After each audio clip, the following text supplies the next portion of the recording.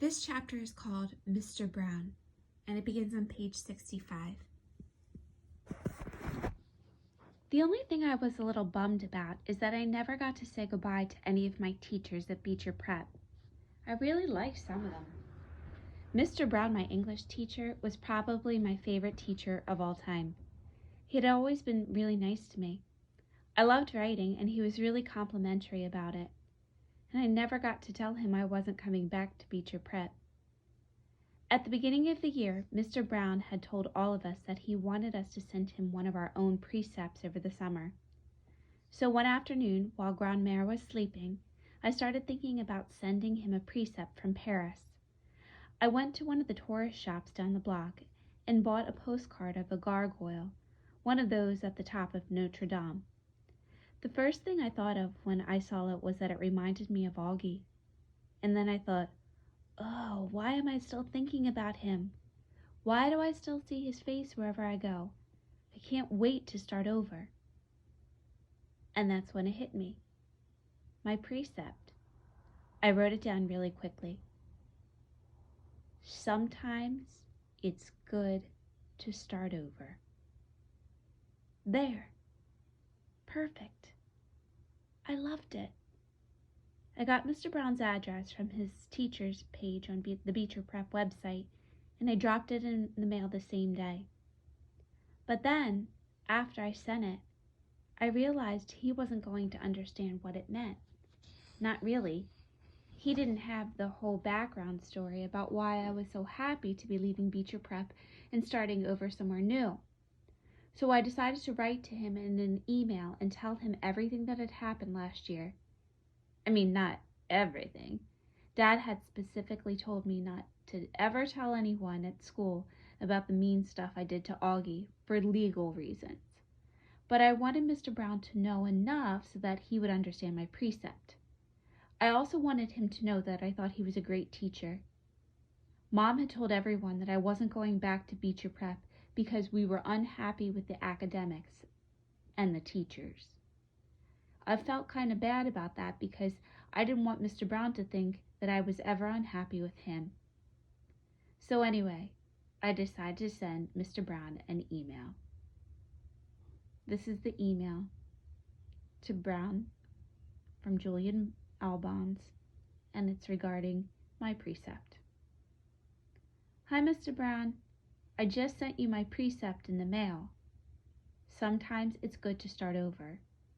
It's on a postcard of a gargoyle. I wrote this precept because I'm going to a new school in September. I ended up hating Beecher Prep. I didn't like the students, but I did like the teachers. I thought your class was great, so don't take my not going back personally.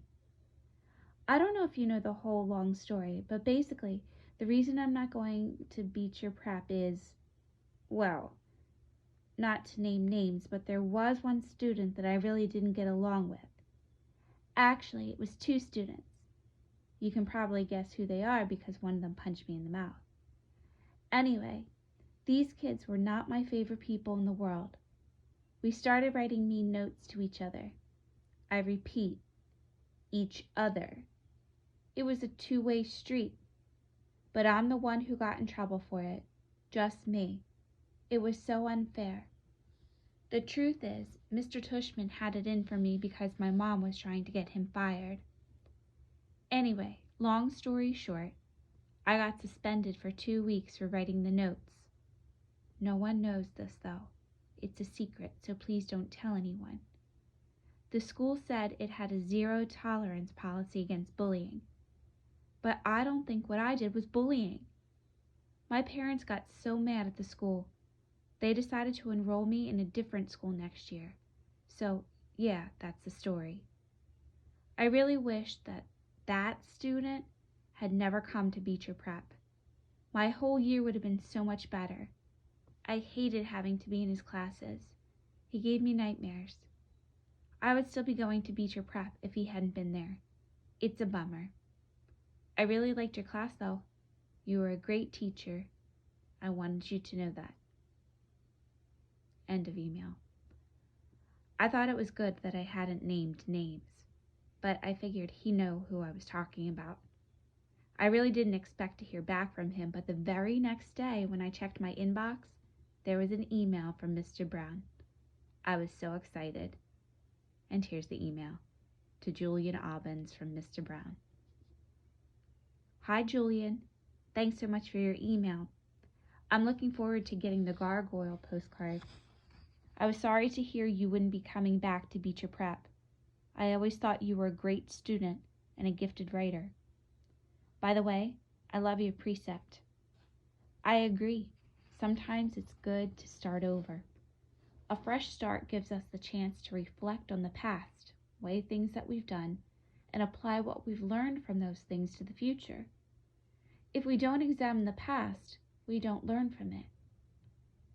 As for the kids you didn't like, I do think I know who you're talking about.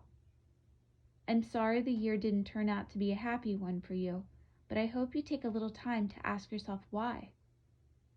Things that happen to us, even the bad stuff, can often teach us a little bit about ourselves. Do you ever wonder why you had such a hard time with these two students? Was it perhaps that their friendship bothered you? Were you troubled by Augie's physical appearance? You mentioned you started having nightmares. Did you ever consider that maybe you were just a little afraid of Augie, Julian?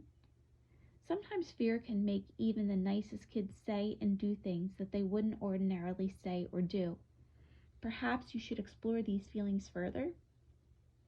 In any case, I wish you the best of luck in your new school, Julian. You're a good kid, a natural leader. Just remember to use your leadership for good, huh? Don't forget, always choose kind. End of email. I don't know why, but I was so happy to get that email from Mr. Brown. I knew he would be understanding.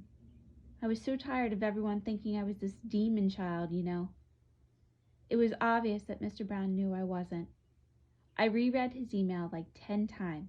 I was smiling from ear to ear. So? Grandmère asked me. She had just woken up and was having her breakfast, a croissant and café au lait delivered from downstairs. I haven't seen you this happy all summer long. What was it you were reading, mon cher? Oh, I got an email from one of the teachers, I answered. Mr. Brown. From your old school? She asked. I thought they were all bad, those teachers. I thought it was good riddance to all of them. Grandmère had a thick French accent that was hard to understand sometimes. What? Good riddance, she repeated. Never mind. I thought all the teachers were all stupid. She pronounced stupid, kind of funny, like stupid. Not all. Not Mr. Brown, I answered. So what did he write to make you so happy? Oh, nothing much, I said. It's just, I thought everyone hated me, but now I know that Mr. Brown doesn't. Grandmère looked at me. Why would everyone hate you, Julien? She asked. You are such a good boy. I don't know, I answered. Read me the email, she said. No, Grandmère, I started to say. Read, she commanded, pointing her finger at the screen. So I read Mr. Brown's letter aloud to her. Now, Grandmère knew a little bit about what had happened at Beecher Prep, but I don't think she knew the whole story. I mean, I think Mom and Dad told her the version of the story they told everyone else, and maybe a few more details. Grandmère knew there were a couple of kids who had made my life miserable, for instance, but she didn't know the specifics. She knew I'd gotten punched in the mouth, but she didn't know why. If anything, Grandmère probably assumed I had gotten bullied, and that's why I was leaving the school. So there were parts of Mr. Brown's email that she really didn't understand. What does this mean? She said, squinting as she tried to read off the screen. Augie's physical appearance? Yeah, well, one of the kids I didn't like, Auggie, he had like this awful facial deformity, I answered. It was really bad. He looked like a gargoyle. Julien, she said. That is not very nice. Sorry. And this boy? He was not sympathique, she said innocently. He was not nice to you? Was he a bully? I thought about that. No, he wasn't a bully. So why did you not like him? I shrugged. I don't know, he just got on my nerves. What do you mean you don't know? She answered. Your parents told me you were leaving school because of some bullies, no? You got punched in the face, no? Well, yeah, I got punched, but not by the deformed kid, by his friend. Ah, so his friend was the bully. No, not exactly, I said. I can't say they were bullies, Grandmère. I mean, it wasn't like that. We just didn't get along, that's all. We hated each other. It's kind of hard to explain. You kind of had to be there. Here, let me show you what he looked like. Then maybe you'll understand a little. I mean, not to sound mean, but he was really hard to look at him every day. He gave me nightmares. I logged onto Facebook and found our class picture and zoomed in on Augie's face so that she could see. She put her glasses on to look at it and spent a whole lot of time studying his face on the computer screen. I thought she would react the way that Mom had reacted when she first saw that picture of Auggie, but she didn't. She just nodded to herself and then she closed the laptop. Pretty bad, huh? I said to her. She looked at me. Julian, she said, I think maybe our teacher is right.